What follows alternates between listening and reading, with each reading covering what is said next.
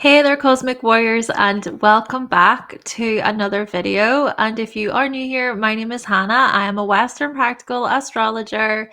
Okay, so today we're going to be talking all about your Neptune in Aries story. Now, before we do get into this, however, if you do find this video to be helpful, then please be sure to give it a like and, of course, subscribe for more if you haven't already.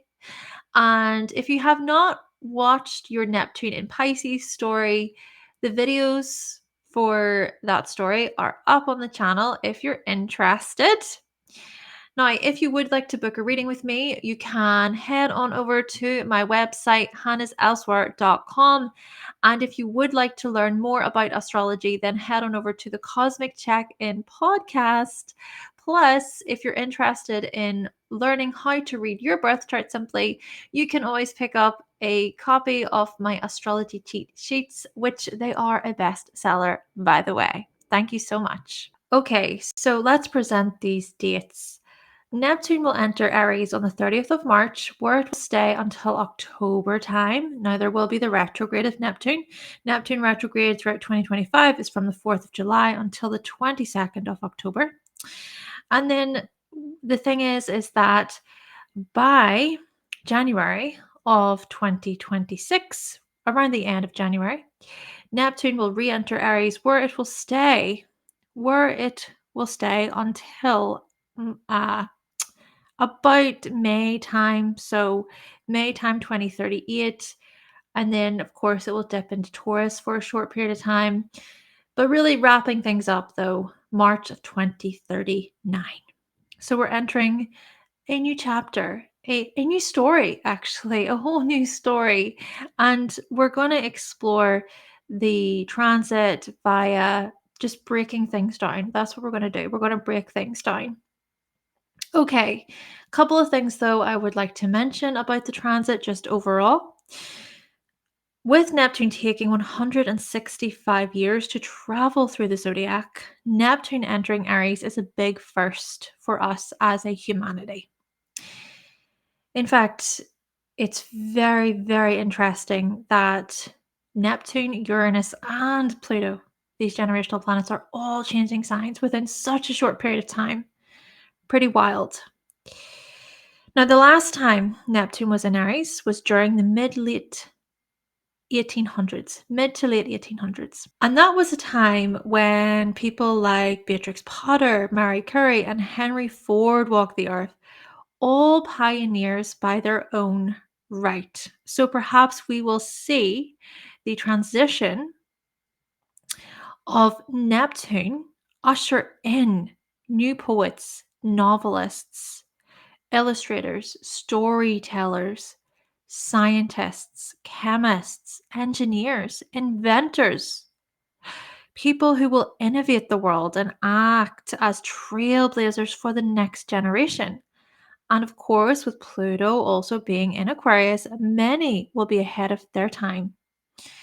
I'm talking about visionaries, spiritual warriors, a spirituality revolution is upon us, perhaps. These people will lead the way, urging the collective to learn from their recklessness and from their unnecessary impulsivity. And as Uranus also enters Gemini, technological and educational breakthroughs will hopefully get us to pay attention. So, what I'm going to do is I'm just going to read a few different collective themes that I think will play out. And these themes are taken from my post on Instagram. Okay, let's go through them quickly. Sexual fantasies, adrenaline addicts. So, adrenaline addicts, just to repeat that.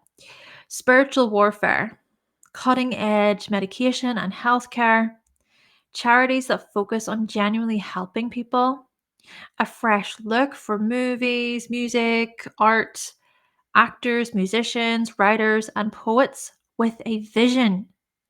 New heroes and heroines who are spiritually honest, groundbreaking discoveries about sleep, dreams, and the collective unconscious, the transcendence of identity, to rise above the self and to connect with pure consciousness.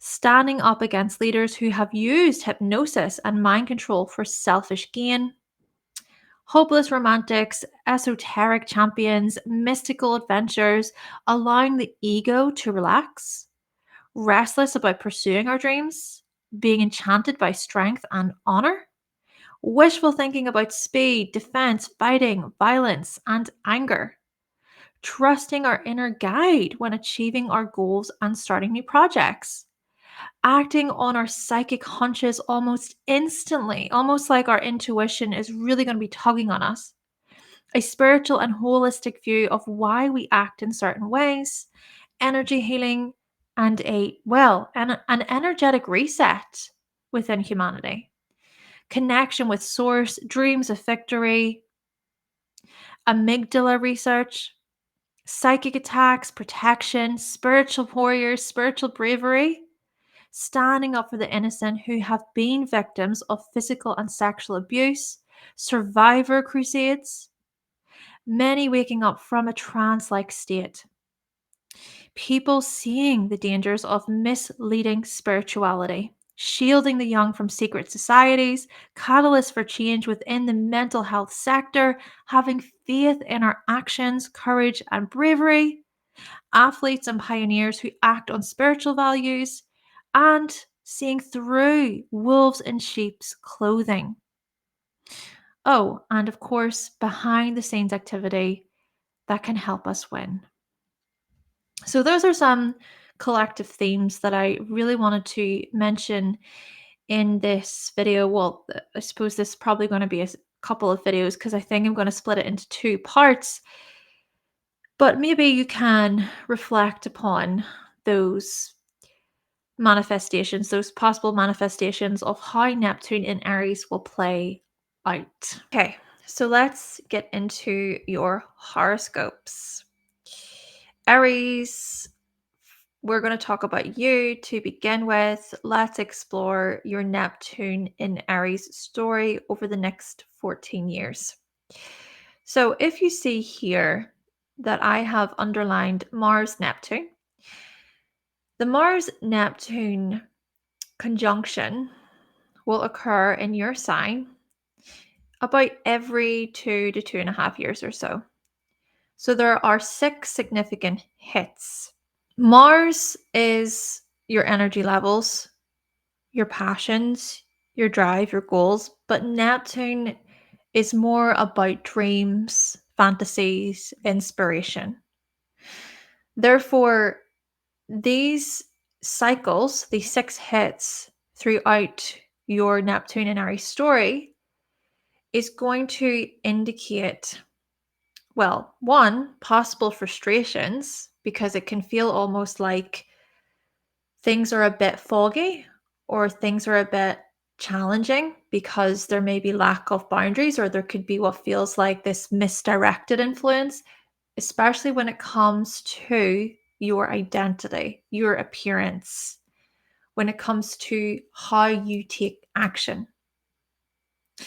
There could also be challenges when it comes to avoidance, so not wanting to face a challenge.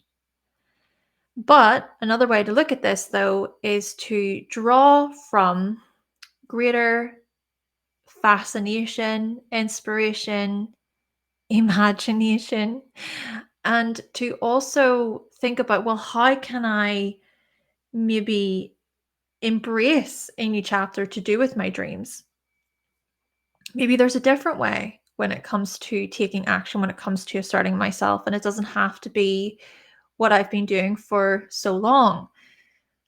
Certain ways that you take action could dissolve, for instance. And then I'm also going to just highlight here that Neptune will transit your first house, and Saturn will be a part of that transit at the beginning. So for the first 3 years or so. So let's just explore this.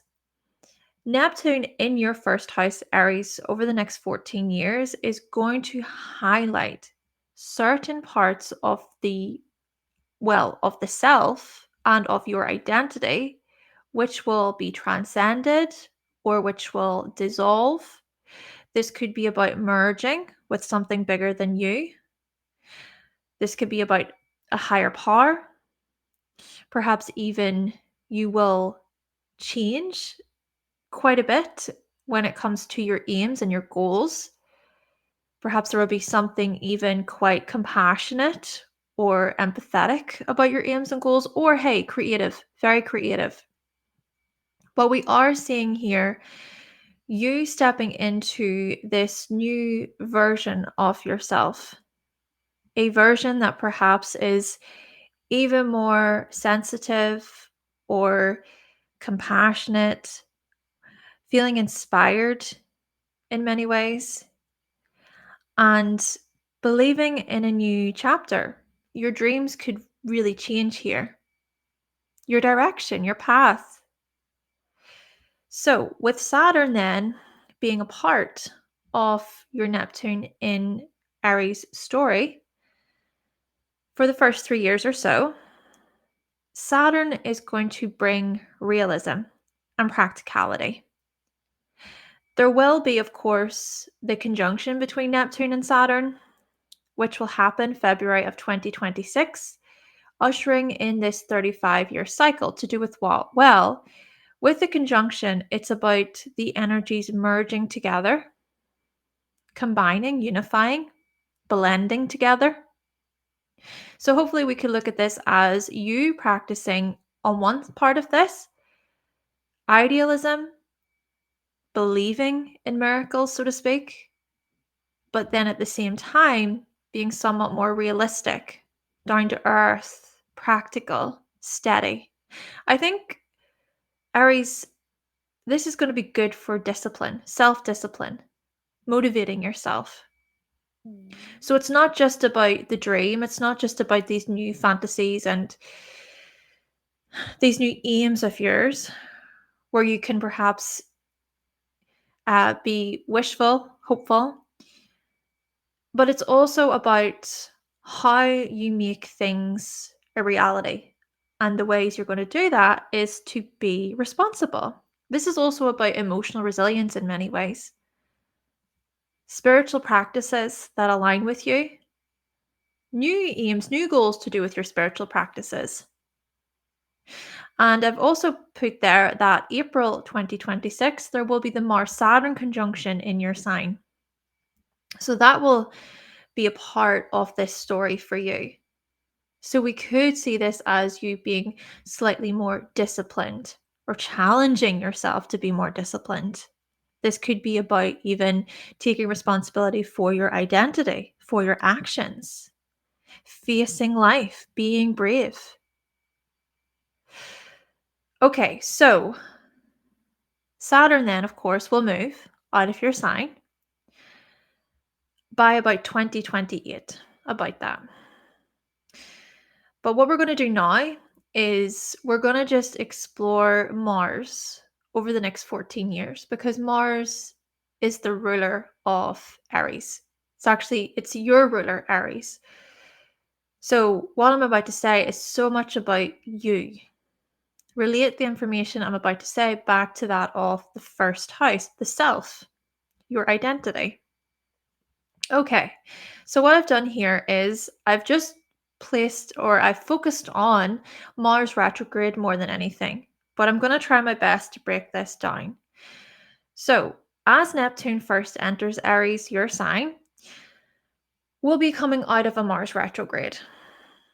So, Mars will travel from Cancer to Scorpio.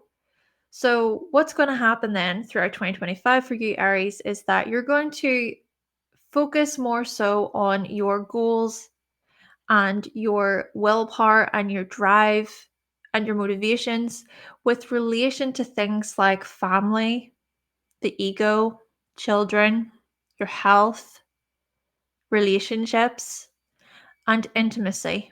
Naturally, then, it's about looking at how these goals of yours will be tied to your identity, to new beginnings, new starts. Right. I am just going to go through the retrograde motion of Mars, but look at the dates for yourselves. You can explore, okay, well, where is Mars? Where is Mars throughout this whole journey for me?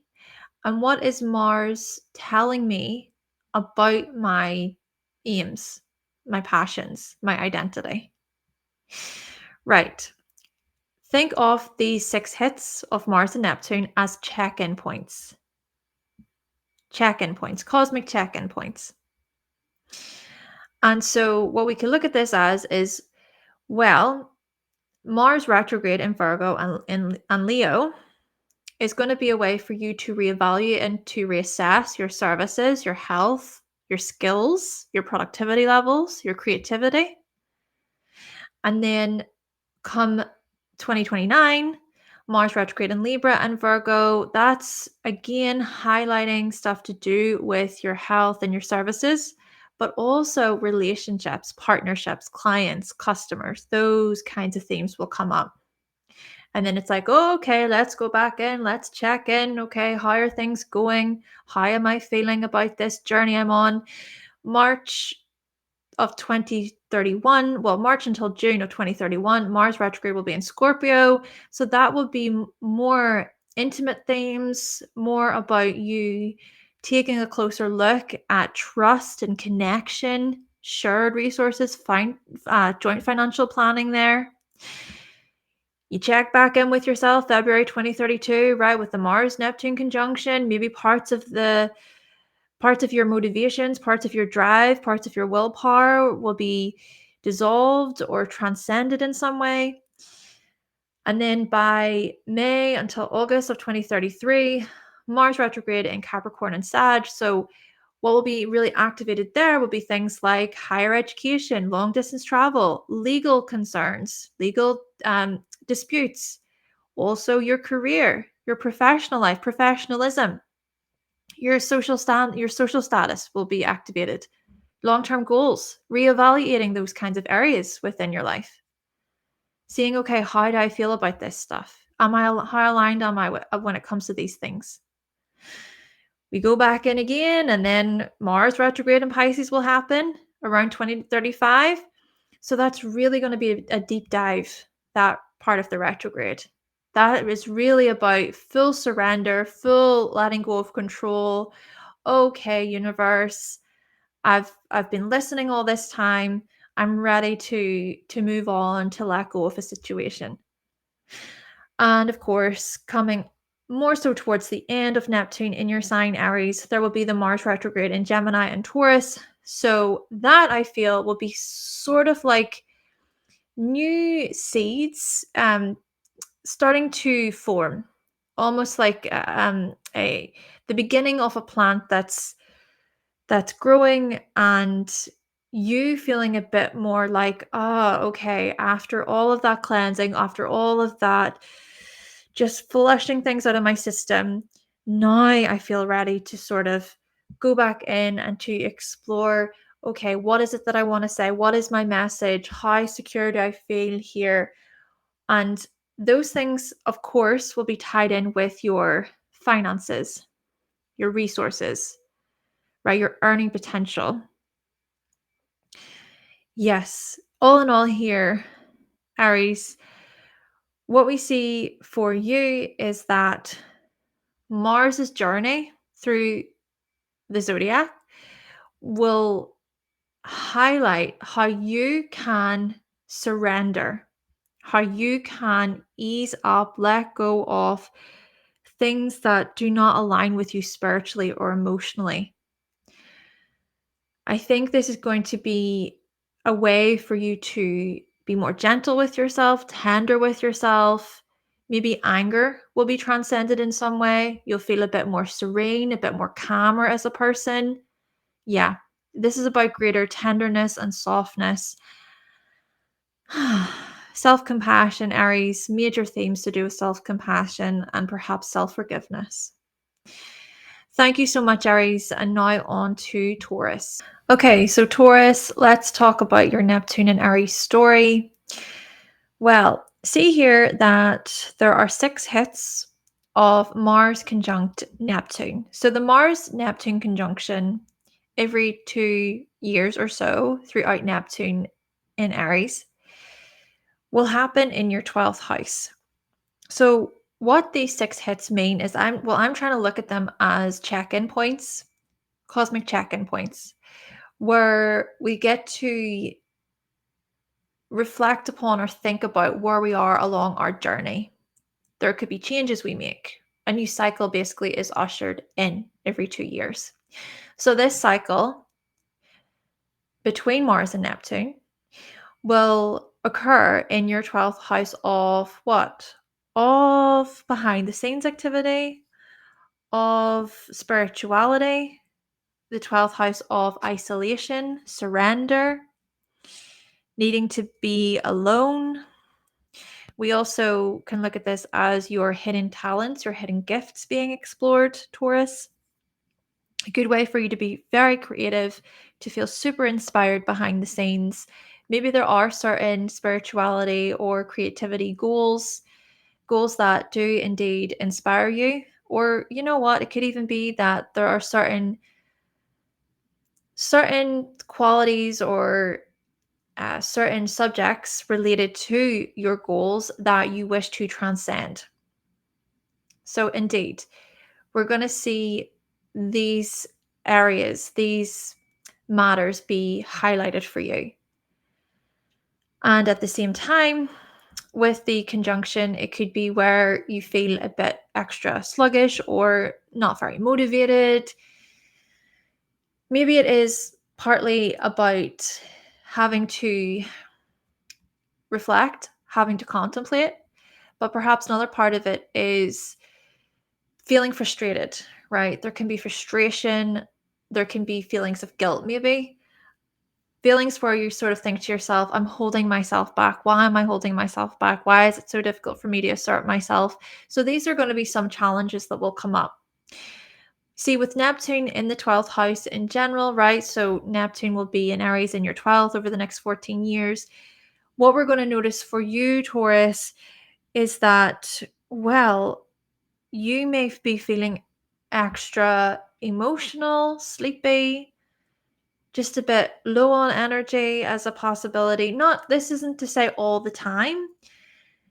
It could just be where you feel more of this call, more of this pull to want to take it slower, right? To really think about, okay, well, health wise, emotional wise, spiritual wise, how am I doing?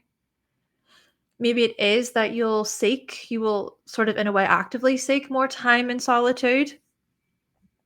But indeed, we could look at this as more forms of escapism or more ways where you can not be so caught up in the everyday stuff.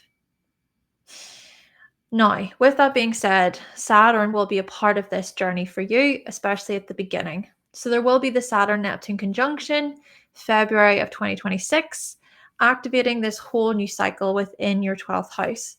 So with Saturn involved, Saturn sort of comes along and says, right, if you are literally isolating yourself, if you're struggling in any way, you need to be a bit proactive about that.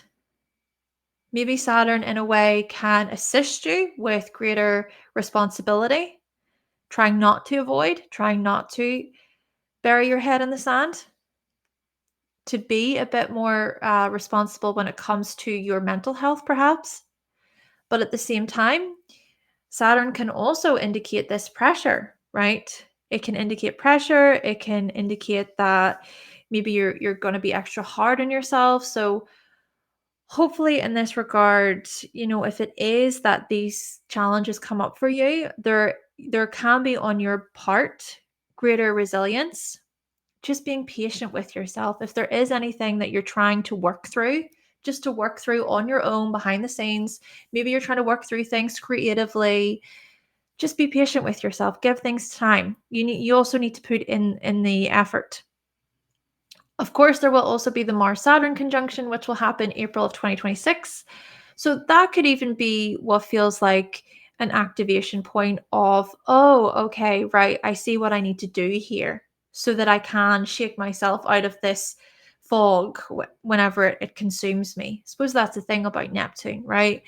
Neptune can at times trick us, make us believe things or see things that, don't actually align with us, not really. So hopefully Saturn playing a role within this, especially at the beginning of this transit, Saturn can wake us up from from that haze or from that dream or from that disillusionment. So there is that. If it is, for example, as well, that you are breaking your own heart or you're getting caught up in things, swept up in things, that the overwhelming emotions and things like that, Saturn sort of says, let me be your anchor. Let me bring you down to reality slightly. So that's interesting.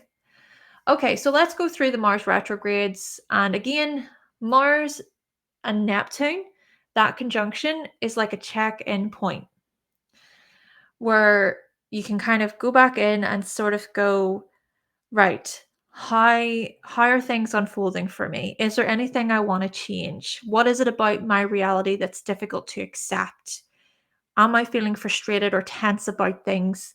Maybe because such matters are out of my control. And how can I even practice greater surrender? Or how can I accept the things that I can't control? I can't control these things.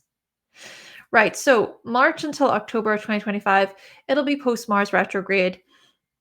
So Mars will travel from signs Cancer through to Scorpio.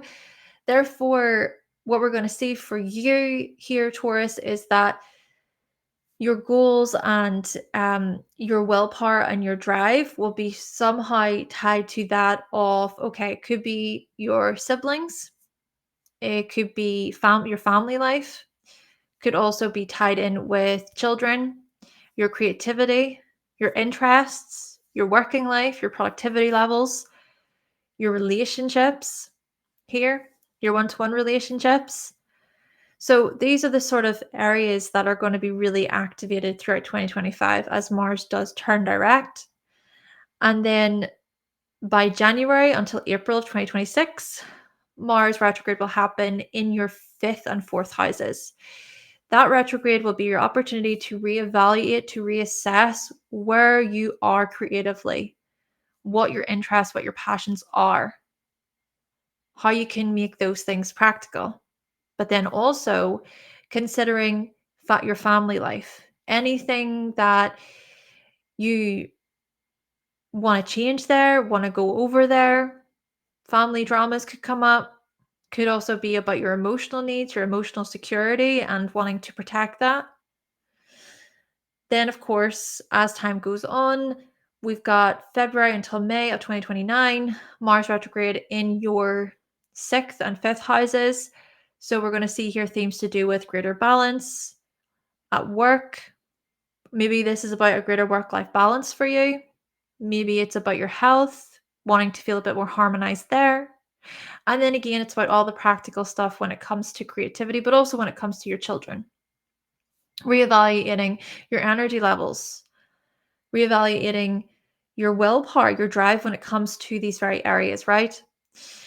Fast forward to March until June of 2031, Mars retrograde will happen in your 7th house, right? So this part of your Neptune in Aries story could be quite challenging in that you may face parts of yourself that you find uncomfortable to face. It could be facing the shadow in this way. Your shadow, your unconscious, how you might even self-sabotage, perhaps. And also, this could be about reevaluating what it is that you want from your relationships, how you start yourself within your relationships. Fast forward to May until August of 2033, Mars retrograde will be in your, so that will be your 8th and 9th houses. So this part of the story, indeed, very much about, hey, you know what? It could be about reevaluating your long-term success or long-term goals, future planning there to do with higher education, to do with your teachings, your offerings in this way, how you broadcast information, how you publish it, maybe taking your research to the next level, but also themes to do with intimacy and trust are going to come up. And then fast forward to August until October of 2035, Mars retrograde will happen in your 11th house. So we reach that point throughout this story, and it could be that you you arrive to some conclusions with relation to communities and charitable acts and giving to others. Networks could be a big part of this. And perhaps a part of that will be tied in with, okay, well, something needs to give. I need to let go. There's an ending. It's about accepting an ending, perhaps. And by the end of Neptune in Aries, Mars retrograde will, of course, be in Gemini and Taurus, activating your first and second houses. So by the time we get to the end, I think you will feel, especially with Mars happening in partly in your sign, Taurus, I think you will feel a bit more like, okay, I feel more stable and steady. I feel like I'm ready to move on here. It's almost like a lot of the behind the scenes stuff that's going on for you throughout the transit. A lot of that will involve contemplation. A lot of it will involve, okay, well, am I ready to move on? How am I feeling about this next chapter? And I think that it will be about finally coming to some conclusions that are more so about your inner security, about your self-worth. Some change there, right? Significant changes and shifts, maybe even tied to your skills and your talents. Those very matters could come up. Acceptance is what I'm getting from this. Yeah. I think a big theme here for you, Taurus, is acceptance. Thank you so much, Taurus. And now on to Gemini. Moving on to Gemini. So let's talk about your Neptune and Aries story, Gemini, over the next 14 years. First of all, I want to say that the Mars Neptune conjunction, which you can see in front of you, so that conjunction is underlined. Well, it will occur about 6 times throughout this story. And look at it as 6 hits, 6 times, 6 opportunities to check in with yourself, to check in, to explore, okay, is there anything that I want to change? Even what's working well when it comes to communities. Because here's the thing. Neptune will transit your 11th house of communities, social networks, groups, clubs, movements, causes, charities, making the world a better place. Yeah. Gemini, you are going to be very much called to be a leader, driven in many ways to be a leader, to be a pioneer, to change things within society, to change things within communities. So, like I'm saying here, the Mars Neptune conjunction it's a check in point. But it's also then about how certain parts of it could be certain parts of your identity, certain parts of your goals or your passions or your drive, those very things could dissolve, they could transcend, right? There's a shape shifting energy, I think, when it comes to Neptune. Things can take on a whole new form. So, this is what we're going to see for you. Those changes related to the likes of groups and communities and teams. Right. Neptune then moves through the 11th over the next 14 years and very well could indicate dreams and fantasies tied to the group. Maybe there are some significant visions that you want to bring to the group, or there's something about hope or getting people to believe, getting people to dream or see a different way. Maybe this is about your own utopia. Maybe this is about practicing greater compassion. Now, at the start of the transit, Saturn will be in Aries. So, one way to look at this is Saturn can support the dreaminess, the haziness of Neptune. See, Neptune, yes, Neptune can be overly idealistic. There can be wishful thinking. We can wear rose-colored glasses. We can put people on a pedestal. We can see what we want to see the best in people. And sure, this can come with its gifts, its beautiful parts. but it can also be where we are deceiving ourselves. So Saturn, in a way, being a part of the transit at the beginning, says, don't lie to yourself. What can you realistically do? What can you practically do? Now, with the same token, because there will be the merging influence of the two planets, especially around 2026, what can also happen is Neptune can dissolve the boundaries and the limitations of Saturn. So, this is about trying to harmonize the energy, trying to maybe hold space for both, which could be tricky, honestly. It could be tricky. But it's interesting because February 2026, there will be that conjunction, which will usher in a new 35-year cycle to do with, okay, both idealism and being realistic when it comes to grips, when it comes to friendships, organizing maybe group events, perhaps here, Gemini, being a bit of a leader within a group situation. So these are going to be the certain themes that will play out for you. Being brave, being honest, showing integrity, being responsible. And then April of 2026, Mars will conjunct Saturn. So that conjunction could highlight more of this motivation, this will, this drive, this sort of I can do this influence. Sure, yeah, Saturn can also be quite a depressive planet. It can dampen things. It can dampen our spirits, especially because there can be restrictions and limitations that go against us at times. Well, it can feel like they're going against us. But it is also about overcoming obstacles. It's about finding solutions to problems. So hopefully that conjunction can highlight some form of warrior spirit, right? This fighting spirit that you'll have to keep pushing, to keep moving, to say, I will not give up on myself.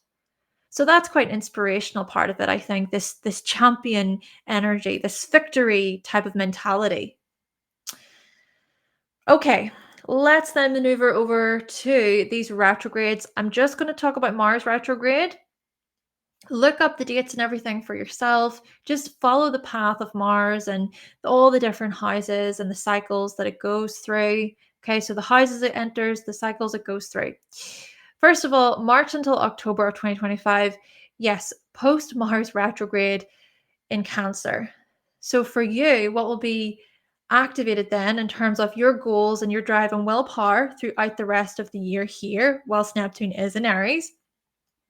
Well, these things will be tied to that of your finances, your physical security, sibling relationships, your commute, how you get from A to B, your communication, family stuff will come up.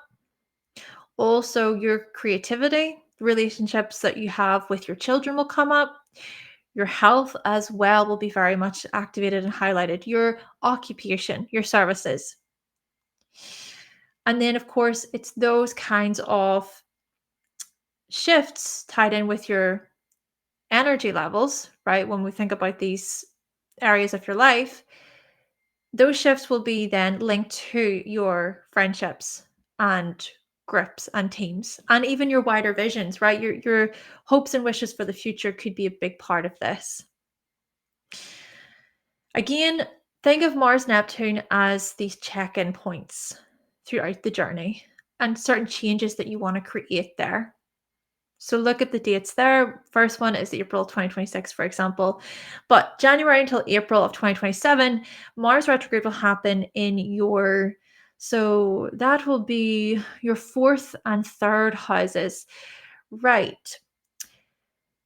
That will be a time for you to reevaluate, to go over your willpower when it comes to family life. Any family stresses, productivity levels at home, could also then be about communicating confidently, expressing yourself as a teacher.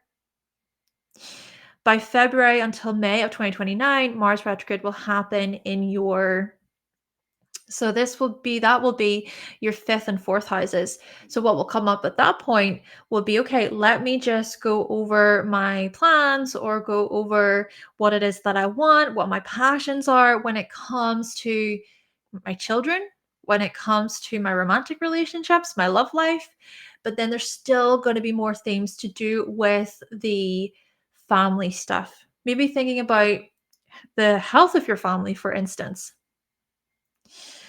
how you can show up as a bit of a leader when it comes to supporting your family.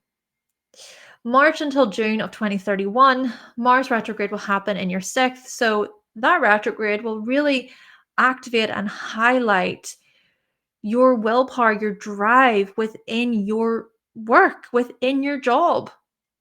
Maybe wanting to transform or to change something about how things are done there. Health could also be a big theme of importance.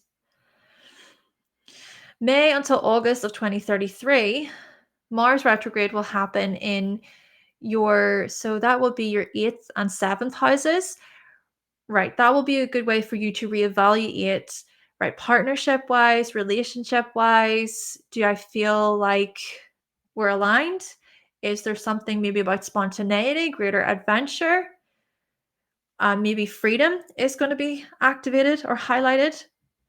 And then, of course, a lot of stuff to do with intimacy, any intimacy blocks, anything about fears there. Psychological distress could be highlighted. Pressures to do with your psychology. Pressures that perhaps you put on yourself. Could also be financial pressures, joint financial pressures, paying off debts. August until October of 2035, Mars retrograde will happen then in your 10th house. So this part of the Neptune in Aries story will be very much tied in with your professional life, tied in with your public reputation, your public persona, how you're seen within society. Maybe there will be something about letting go of a previous role, a previous dream or fantasy. Maybe it's about believing in a different dream or setting out with a different way of having faith. And by October until December of 2037, of course, Mars retrograde comes back around and boom, it happens partly in your sign, Gemini, but then also in Taurus, the sign before you. So as we come towards the end of Neptune in Aries, I think it will be a way for you to go over, right, what is it about my next step, new beginnings, new chapters, being honest with myself. Maybe there is something that you'll want to change. And remember that those matters will be tied in with the grip stuff. As we go through these retrogrades, as you explore Mars throughout the signs, as Mars goes through its cycles over the next 14 years, bring it back to the 11th house. Remember, okay, well, what is this information trying to tell me about my friendships, trying to tell me about my aims for the future, my hopes and my hopes and wishes for the future. So coming out of Neptune in your 11th house, maybe it will be about a new path, just starting over.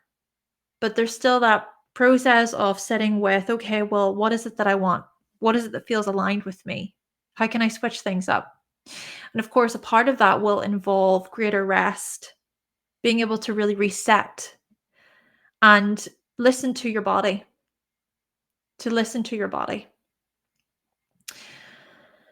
Okay, Gemini, thank you so much. And now we're going to move on to Cancer. Okay, so moving on to Cancer, let's talk about this Neptune and Aries transit for you. Right, so if you see here the underlining Mars and Neptune, those represent 6 hits where Mars and Neptune will conjunct.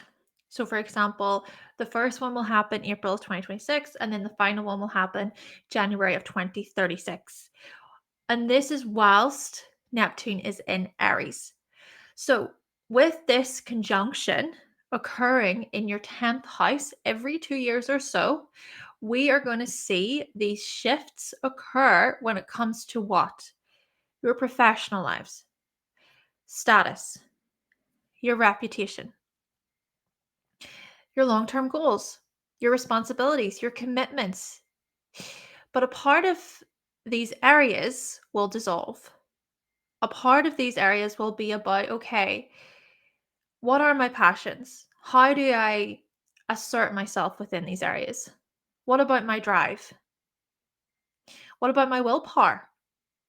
Parts of your willpower and how you assert yourself will, in a way, dissolve or transcend. Maybe a big part of this is about seeking a deeper spiritual meaning. Perhaps a big part of your professional life will be about seeing, okay, where am I maybe being overly idealistic? Where do I need to have healthier boundaries put in place? And the thing about this is that Saturn will be in Aries as well at the beginning of Neptune in Aries. So with Saturn really combining, joining up with Neptune, we're going to see greater limitations, healthier discipline, structure, greater structure. But you see, it's about how these two planets show up. So let's just explore Neptune in Aries in general in the 10th. What can this indicate for you? I think we could see this as you believing in a new dream, going after a new dream, a new passion that you commit to for the long term. This could be about new beginnings or facing your fears, being brave about a new chapter when it comes to your professional lives, when it comes to your reputation. Perhaps parts of your reputation will dissolve. Or this could be about even how your identity will change when it comes to how you show up in front of the public. It's almost like your persona will change, will transcend. This could even be about your independence. So your independence really being about, okay, how can I surrender? How can I surrender to a new path, a different way? Energetically, you could feel a little bit off. You could feel a bit deflated at times. You may feel like at times, that you want to give up because it's quite difficult. And I think a part of that difficulty, a part of that challenge is due to Saturn being involved. So, Saturn, of course, Saturn joining up with Neptune at the beginning of the transit can also indicate feeling quite low, feeling a bit like, oh my gosh, what is all of this for? It could also be about having to face the reality of a situation, the reality of a job, the reality of the management, or of how things are managed, how things are done professionally, having to take responsibility for your practices, for your role, for your position, having to create healthier limitations, put healthier boundaries in place. But it's also then about mastery, right? So it's about determination and resilience. And so we could see this happen for you when it comes to your career path. You really starting to take the lead, to grow up, to be a champion for yourself, to be honest about your path here, your direction when it comes to your professional lives. So there will be that conjunction between Neptune and Saturn, February of 2026. So that will usher in a new 35-year cycle, really to do with this stuff. Hopefully you can look at it as a blend of both, right? So this part of the transit, which will be about, okay, a new dream, a new vision, maybe being a bit idealistic at times about your career, maybe being very creative too. But Saturn can also invite being realistic, taking responsibility, holding yourself accountable. And even during those times, whilst Neptune and Mars join together, right, with the 6 check-in points, those 6 hits, perhaps then you will not feel as swept up in everything, swept away by everything. It's really a time of resilience, emotional resilience, bravery, Cancer. And of course, April 2026, the Mars-Saturn conjunction will happen. And so that conjunction is going to be about dedication. It's going to invite greater discipline. And if it is that there is a passion, that if there is something that you want to win at, so to speak, when it comes to your career path, it's having that it's having that resilience. It's being patient. It's being determined along your path. Okay, so let's move on over to the other side here. And again, just as a reminder, with the Mars Neptune conjunction, imagine those as check in points throughout your journey. Just remember to follow the path of Mars through your signs and houses and those cycles. But we're going to focus more on the retrogrades today. So, 2025. When Neptune first enters Aries, what do we have? We've got post Mars retrograde. Of course, Mars has been retrograde in your sign, Cancer. So, post Mars retrograde, Mars will move from Cancer through to Scorpio. So, we're going to see your goals, your willpower, your drive really going into that of, okay, a new chapter. A new chapter, something about your appearance, something about your identity, your finances being activated here, how you make a living. Also, how you communicate, how you break down communication practically. Also, thinking about family stuff, how you can create greater harmony and balance within the home. And then, of course, we've got here parts of your aims and goals for 2025 being linked in with that of children. Maybe transforming as a parent, maybe transforming when it comes to your creativity and your passions. Showing great resilience there, Cancer. So then we get to January until April of 2027. Mars retrograde will happen in your third and second houses. That will invite an opportunity for you to reevaluate your communication techniques, your skills when it comes to communication, practicing your teachings, practicing research, becoming more informed. And then also a part of that retrograde will be about reevaluating, reassessing, well, your skills, your talents, how you express yourself. That self-expression being tied in with your finances. You know, maybe it's about being courageous or being brave when it comes to your finances. February until May of 2029, Mars retrograde will happen in so it will be your fourth and third houses. So, a part of that retrograde will be about how you manage your energy levels, especially within the home. Maybe even a part of it is trying to reevaluate any avoidance from maybe addressing a challenging situation or conflict, but equally it could be about wanting to create peace and harmony, and actually having to reevaluate how you can move away from certain acts within the home that are just overly disruptive or not very healthy in this way. And then, of course, another part of that retrograde will involve the communication stuff, your research as well. And by March time, so March until June of 2031, Mars retrograde will happen in your fifth house. So many themes actually to do with your grit and your determination, right? Thinking about how these things are really coming into that of your creativity, your interests, maybe time off. Perhaps you will experience some kind of renewal.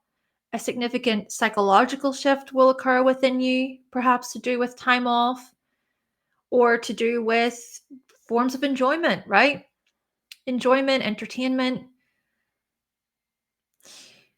And by May until August of 2033, Mars retrograde will happen in your sixth and seventh houses. So, that part of the retrograde, time to review, honestly review integrity and responsibility within relationships, but also morality and greater freedom when it comes to your health, when it comes to your work and your occupation.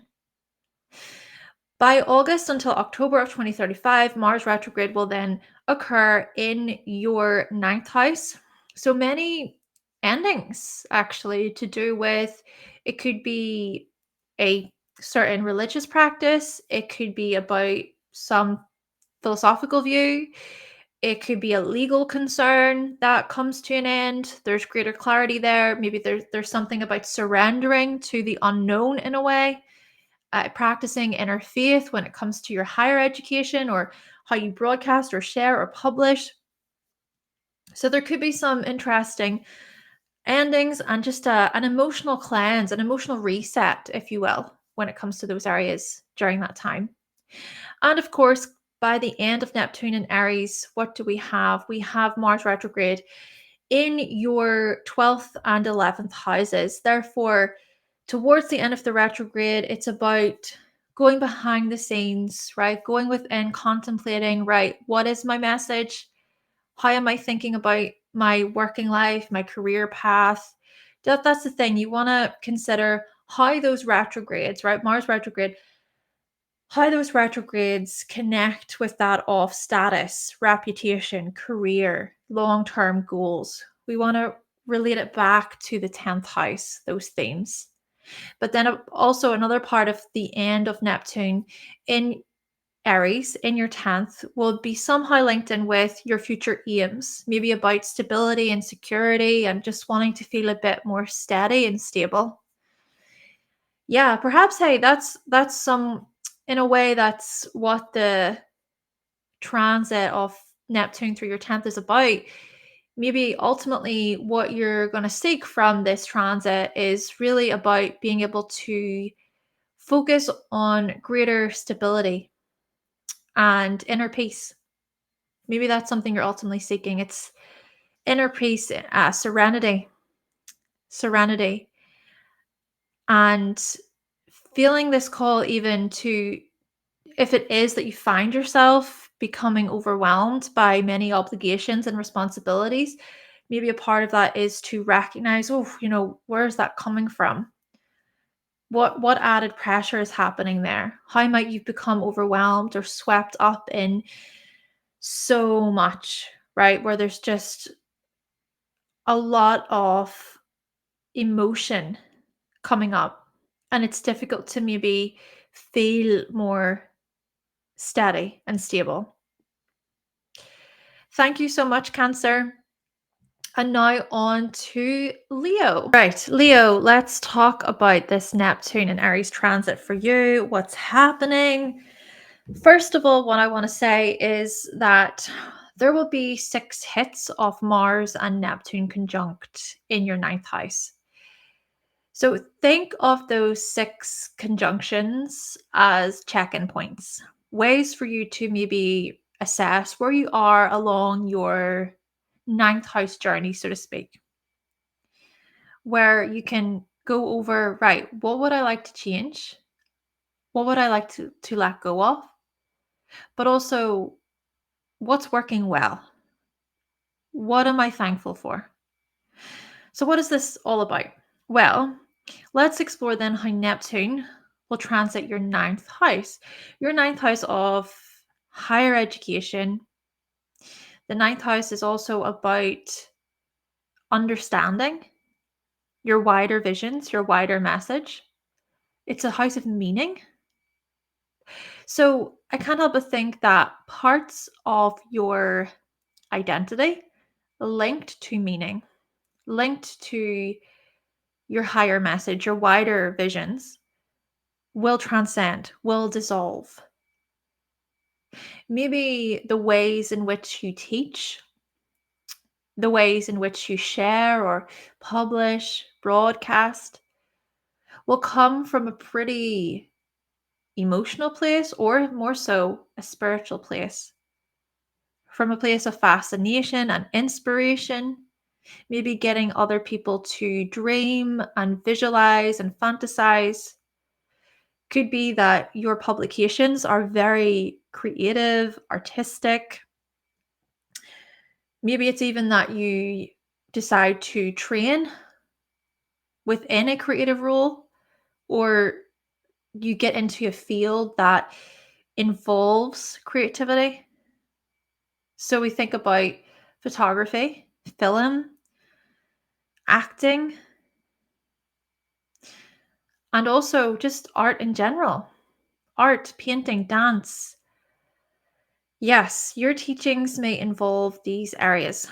Plus, your teachings may involve greater compassion. So, you may inspire others through your teachings, through your publications, how to maybe be more compassionate or loving or kind to others. And I even think just when we consider the ninth house as ruling our beliefs, perhaps it's that your beliefs will change significantly. Something about your spiritual beliefs, especially with Neptune involved. It could be that you surrender to a higher power in a different way. Or it could be that there's some confusion tied to these areas, something that you're not seeing super clearly. Maybe that's something to consider with Neptune in the ninth, is to be mindful of con artists or people who are deceptive or misleading, guiding with ill intentions, or maybe they're trying to cover something up. Yes, just be cautious of believing everything that you hear in this regard, I guess.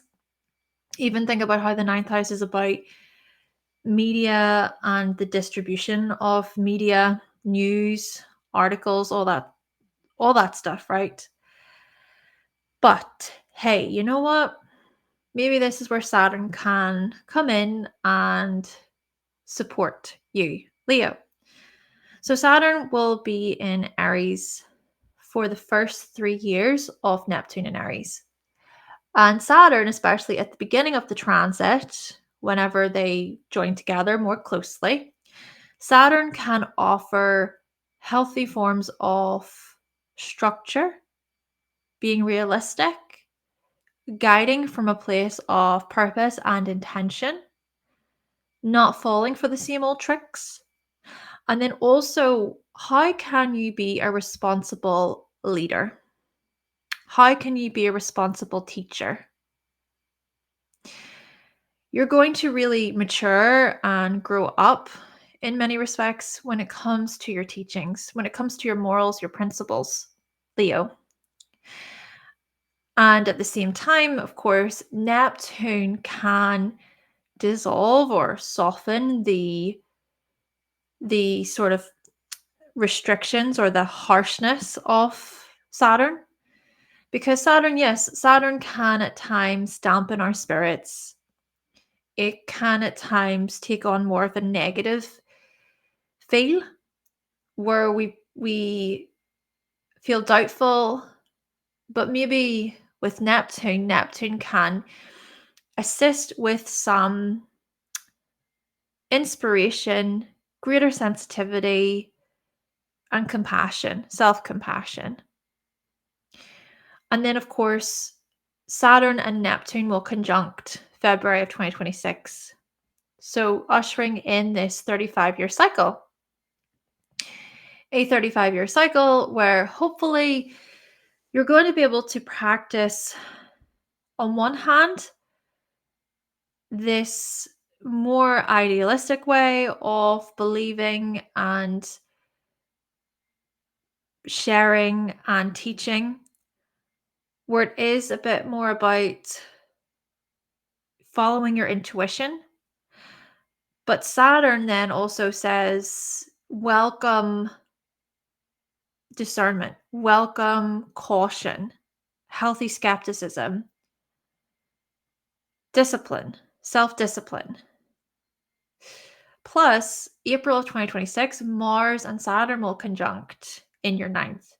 Therefore, that conjunction could really indicate, okay, well, if it is that you're goal orientated when it comes to maybe higher education, if it is that you want to take on a new course, a new program, you want to educate yourself further, you want to broaden your understanding about something, well, time to put in the work.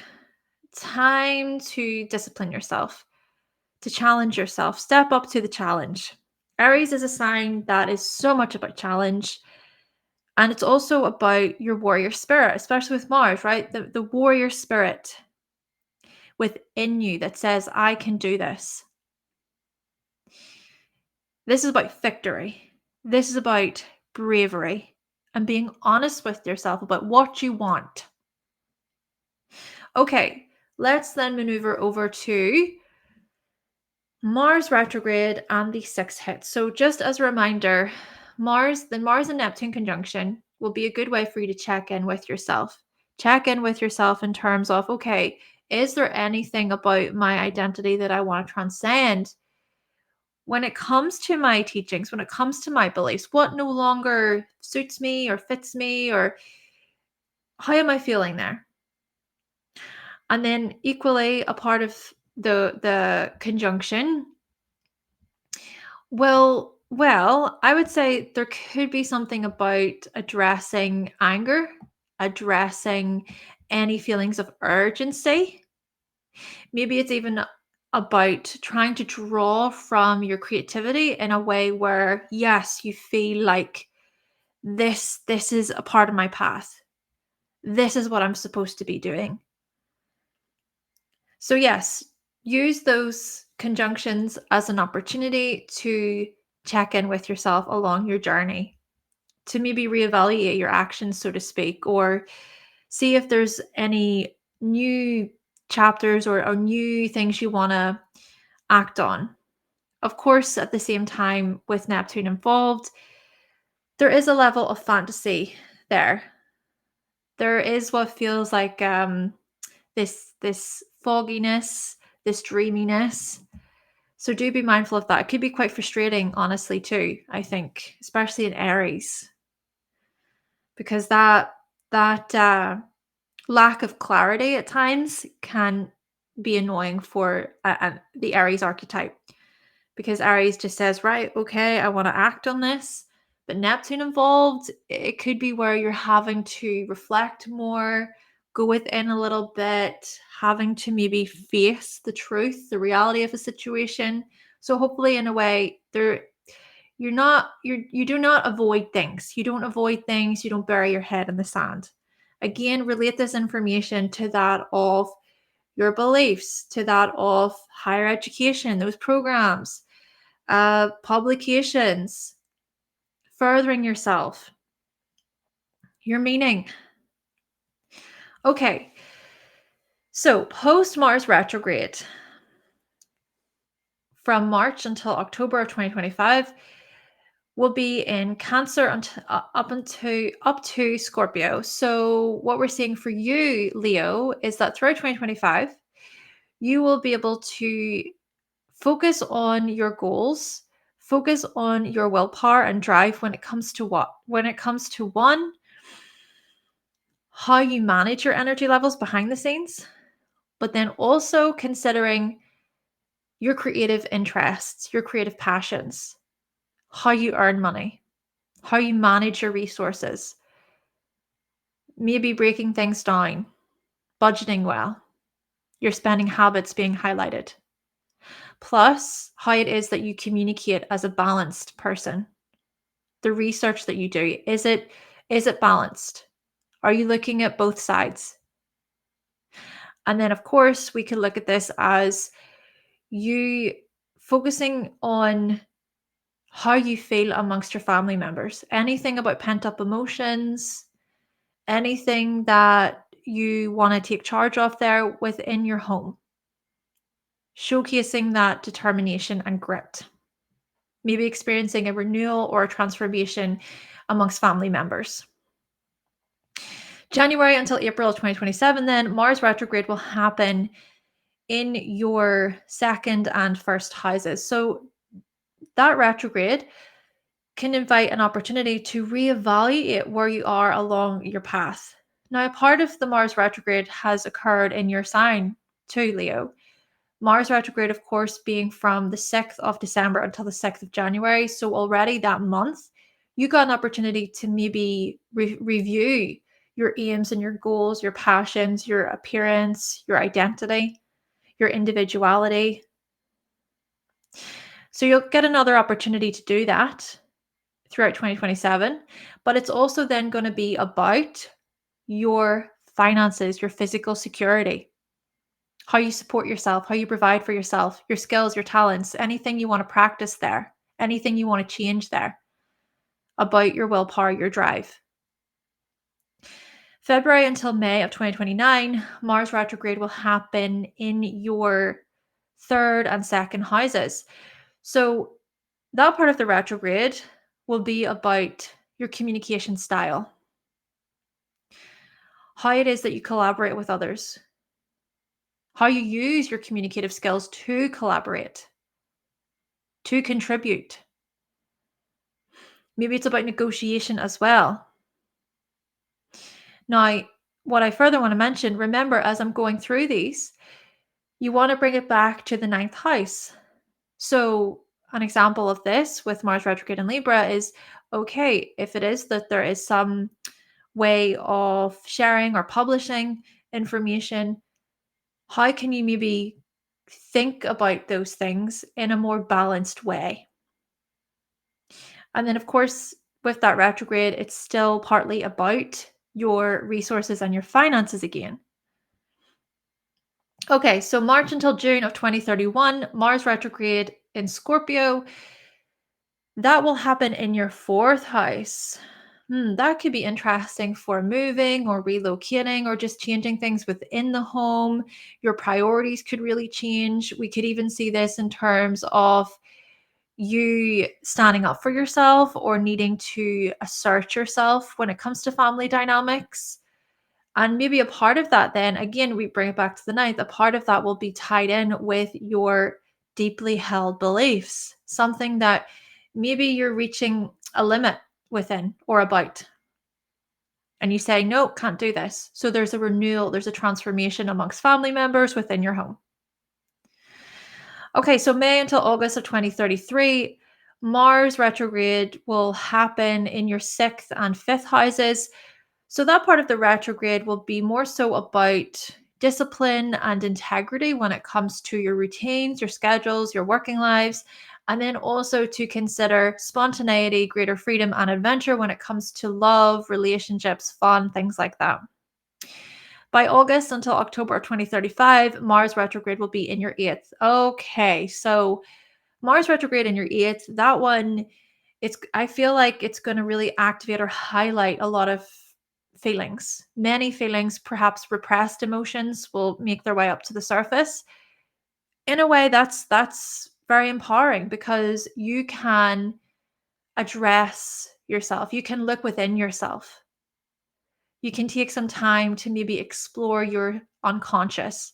Your unconscious drives and motivations. And then again, you relate that back to the ninth house. So unconscious drives and motivations may be tied in with beliefs. And then lastly, of course, October until December of 2037.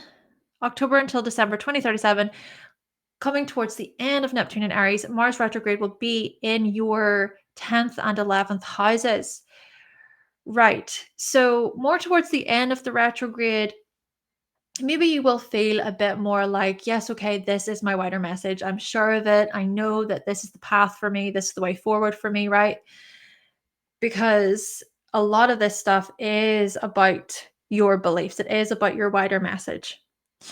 And so towards the end of it, maybe a part of that wider message will still ask you to reevaluate, okay, is there anything that you want to change in terms of groups, networks, teams, anything that you want to change in terms of, hey, it could be how secure you feel within your career, or it could be about taking some time to reevaluate your priorities, your goals, your values with respect to your professional lives.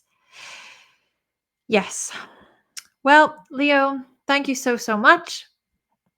And now on to Virgo. Okay, so Virgo, let's talk about Neptune in Aries for you. First thing I want to mention here, Virgo, is what you see for you. The Mars-Neptune conjunction, there are 6 significant hits.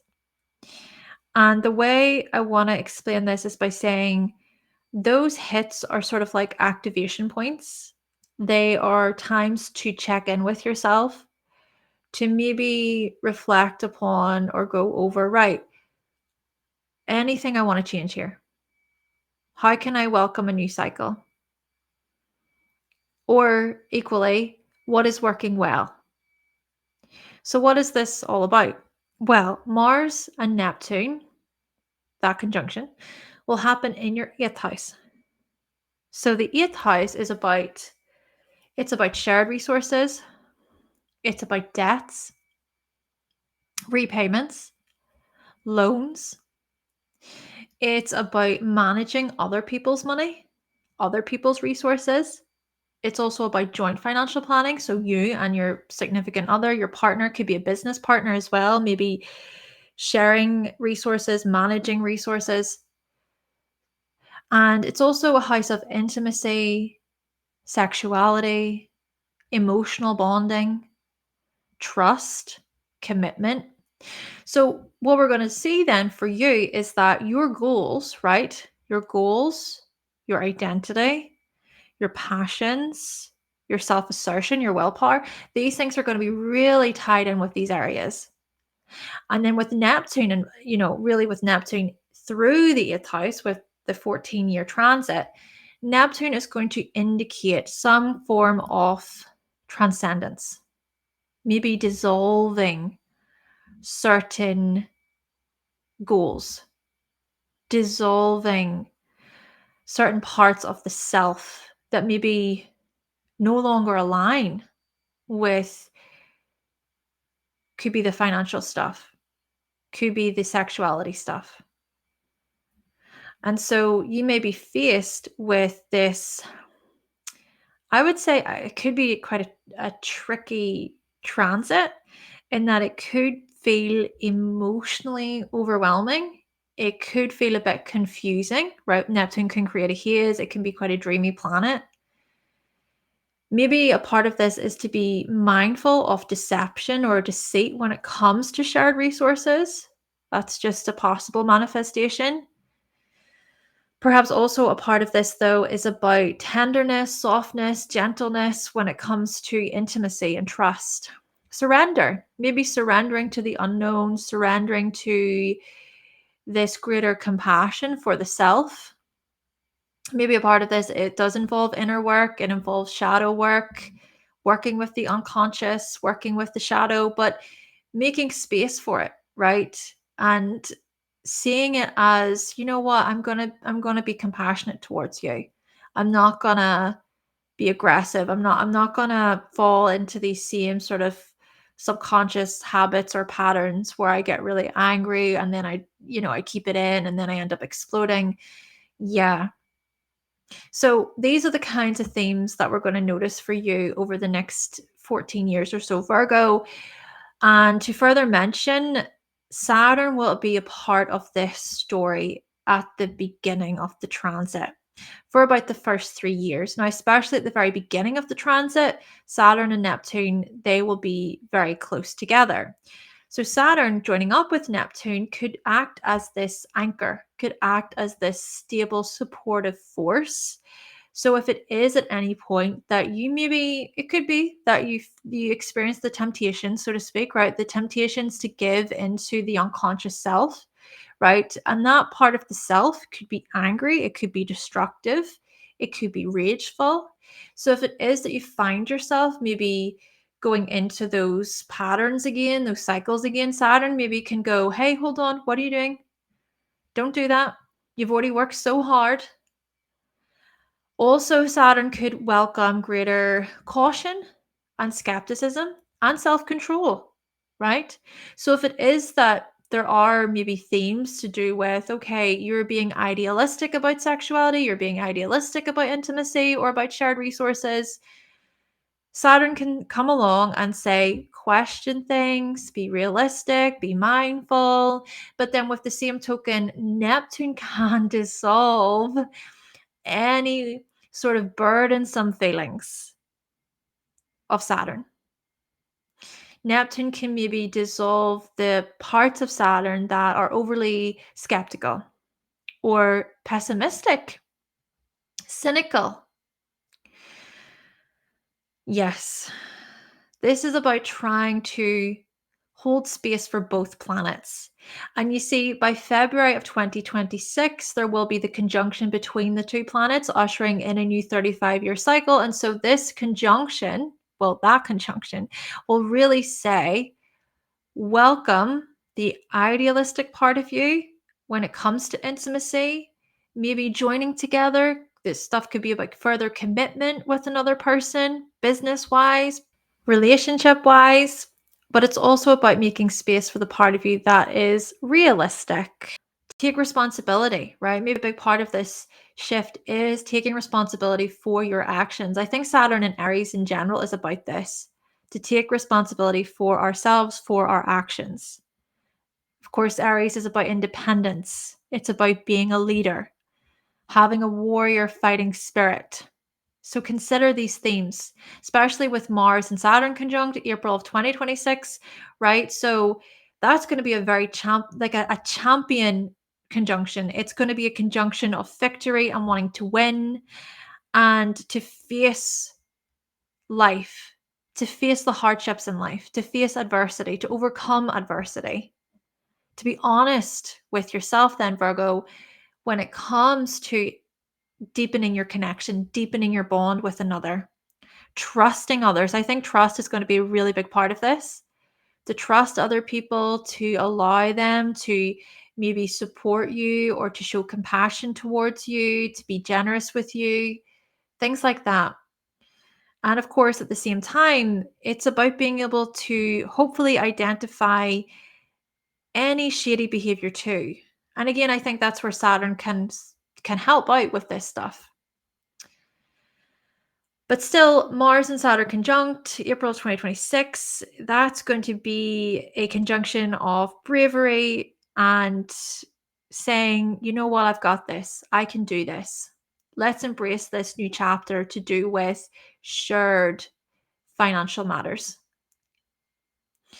Okay, so let's move over to the other side. And again, remember the Mars Neptune conjunction is just a way to check in along your journey. It ushers in a new sort of 2-year cycle. And then you follow the path of Mars. Look to Mars throughout the signs, throughout your houses. But I hope that those dates can give you a bit of an overview, right? So 2025, post Mars retrograde in Cancer through to Scorpio, what we're going to see for you, Virgo, then is your goals and your willpower, your drive throughout 2025 being geared towards that of, okay, friendships, communities, groups.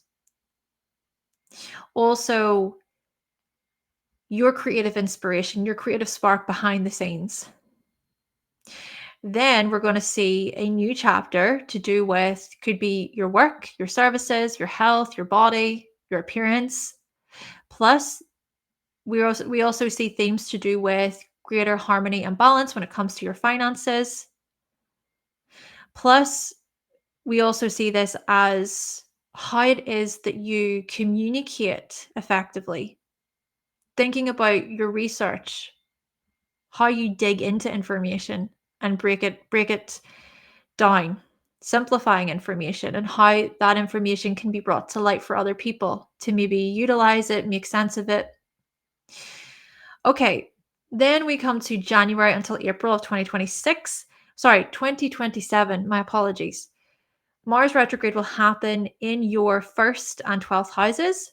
So, Virgo, that retrograde will really be a time for you to reevaluate, for you to reassess your health levels, the health conscious stuff when it comes to you, to reassess, to reevaluate how it is that you take action, how it is that you assert yourself within the world. Plus, more things to do with creative inspiration, more things to do with behind the scenes activity. Considering, okay, what is it about your individual views, your self-expression? Now, February until May of 2029, Mars retrograde will happen in your second and first houses. So, more things to do with the self, more things to do with assertiveness and your aims and your goals and everything. Your aims and your goals tied to that off. Okay, yes, your health, your work, your services, things like that, your productivity levels, but also to reassess, to review your finances, how you make a living, anything you want to change there, anything energetically that feels off, perhaps. How can you restore balance in your life? Then March until June of 2031, Mars retrograde will happen in your third house. So this part of the retrograde, I think, could really indicate a time of renewal and transformation, greater depth to do with communication, to do with research. Again, we go back to the whole investigative stuff. But maybe, when we bring it back to how, of course, we want to bring this information back to the eighth house, perhaps that retrograde will also be somehow tied in with investments, debts, paying back money.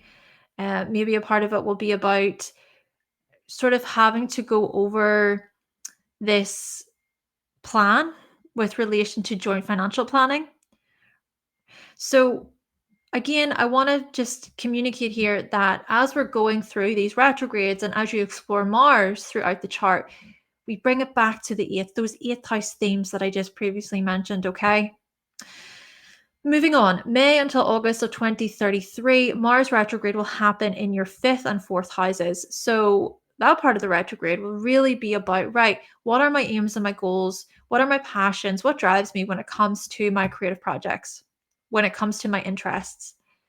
You'll reevaluate your energy levels when it comes to these areas. Children as well, relationships with children, goals related to children. And then, of course, a part of that will involve family stuff, family, movement, things you want to change within the home, what it is that you need in order to feel more safe and secure. And I think a part of what you need is greater freedom. It's freedom, it's spontaneity, seeking knowledge. August until October of 2035, Mars retrograde will happen in your seventh. Ooh, okay, interesting. That part of the retrograde, so Mars retrograde in your seventh, could be about, okay, let me just reconsider, retrace my steps a little bit when it comes to collaborations, client relationships, how you interact with customers. Maybe there's something that you want to let go of, surrender to. There could be something that you just go, do you know what? I want to transcend this. I want to dissolve this. Or it's about trying to reevaluate what inspires you. What really inspires you? What are your dreams when it comes to relationships and partnerships in a business way, but also in a more committed way? And by committed, I mean, love and relationships and marriage, right? Marriage, your spouse, things like that. Okay, so lastly, towards the end of Neptune in Aries, Mars retrograde will occur from October until December of 2037, happening in your ninth and 10th houses. So towards the end of the transit, you will perhaps come to this point of greater clarity, this sort of realization, perhaps more so about, okay, well, this is how I join together with others. This is how I share myself with others. This is how I maybe dissolve a part of my ego so that I can connect or relate on a deeper level. And this is how I trust people. So we come to the end of it, and perhaps still a part of your eighth house story, when we think about trust and emotional bonding, is somehow tied in with, could be career, could be status, reputation. Maybe also a part of that will involve what your beliefs are. Your beliefs, what is true for you. And perhaps even a part of it will be about it could be about travel, long distance travel. For example, I mean, this could be a situation where you and your significant other, you decide that you want to move abroad, right? That's just one possibility, of course. But the Mars retrograde is still about, right, let's reevaluate this stuff together. Thank you so much, Virgo. Okay, so this has been part one of your Neptune in Aries story. Aries through to Virgo. Thank you so much for listening. I hope that you have found the video to be helpful. And if you did, please make sure to give the video a like and subscribe for more. And for those of you Libra through to Pisces, thank you so much for your patience. Part two will be up very soon. If you would like to book a reading with me, you can visit my website, hannahselsewhere.com. And if you did enjoy your horoscopes today, if you benefited from the information, then you can always buy me a coffee. Thank you all so much, and I will talk to you in the next video. Bye.